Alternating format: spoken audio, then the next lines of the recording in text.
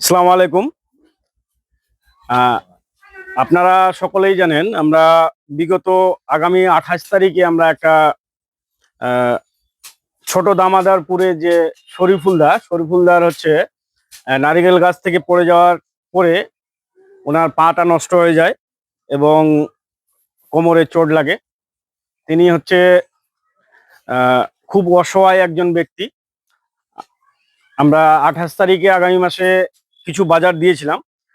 আজকেও আমরা কিছু বাজার তিনাকে দিয়ে যাচ্ছি।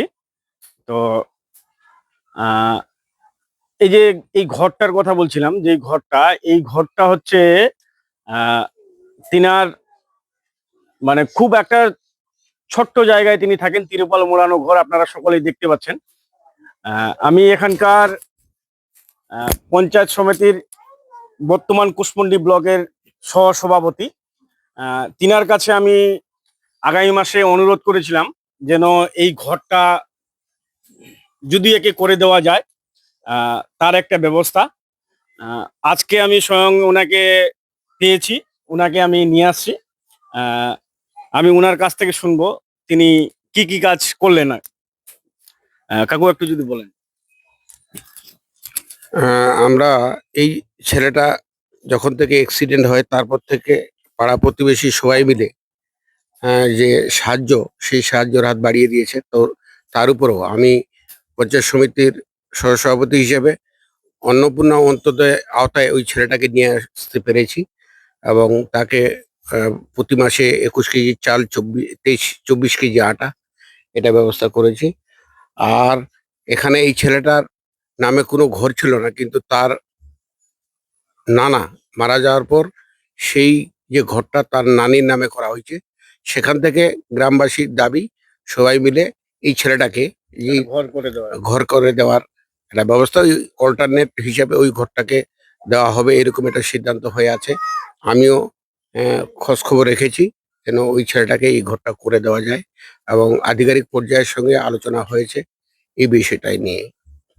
আমি যারা সাহায্য করছেন তাদেরকে ধন্যবাদ জানাই। এইরকম একটা দুস্থ ছেলেকে সবাই আজকে যে সাহায্যের হাত বাড়িয়ে দিয়েছেন। আরো যারা এরকম দানি লোক আছেন, আমি আশা করব সবাই মিলে সহযোগিতা করবেন এবং এই ছেলেটা যেন খুব তাড়াতাড়ি সুস্থ হয়ে উঠে নিজের কর্মজীবনে ফিরতে পারে, এই আশা রাখছি।